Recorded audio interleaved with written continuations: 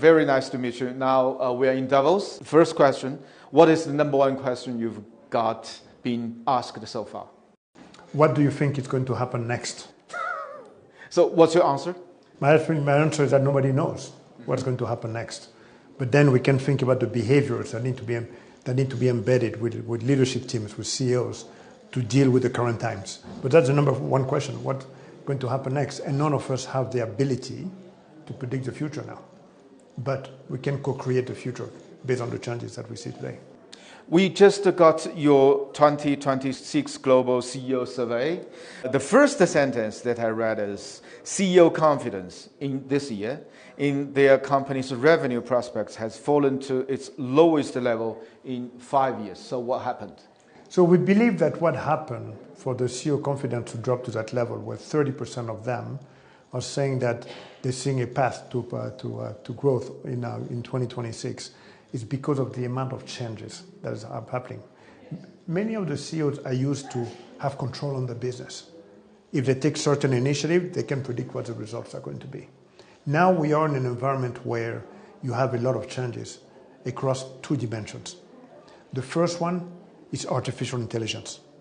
The speed of the change, but also the speed of adoption within companies, and not necessarily seeing the results happening. The second one is around geopolitical turmoil. The speed of change when it comes to tariffs, the new coalitions that are being built around the world, the news that are happening every day of every week. So the level of uncertainty has impacted the level of confidence of the CEOs. That's what happened. That is very different from what we had before in the past, because of not only the uncertainty, but the uncertainty by itself keeps changing. So in terms of AI, you said that the technology is working and will work, period. But so far, the tangible returns of AI adoption is still struggling based on your survey. So what should CEO do? So when we say that the technology is working or should work, it's because the fundamentals, you have enough technology that exist around the world, depending on where you find yourself in China, in the US, and even in Europe. So you have access to the technology. Now, the adoption of the technology and the benefits of using AI are driven only when you move from experimentation, use cases, to business transformation. When we say it's not only about the technology works, because to get the returns on investing in AI, you need business transformation. It's not about doing the same thing that companies do today using artificial intelligence. It's to do things differently. It's to run the business differently, but also work with their own people very differently. So how do they change the business processes or the business models? How do they train the people differently? It's not about just giving AI to people, using the same way of running the business and assuming that you will see a benefit. It doesn't work that way. But by the way, the same thing happened in the past with the technology disruption. It was technology disruption, but to get the benefit of the technology disruption, you needed the business transformation, the people and the business model. When it comes to the geopolitical tensions, how are you going to advise your clients to navigate this kind of unprecedented uncertainties? So, to your point, this is unprecedented. So the first thing that we're advising our clients to be able to navigate the current environment is they need to learn about what's happening, which means that they need to ask the right questions, pay attention to what's happening around the world, because everything is connected. That's the first thing.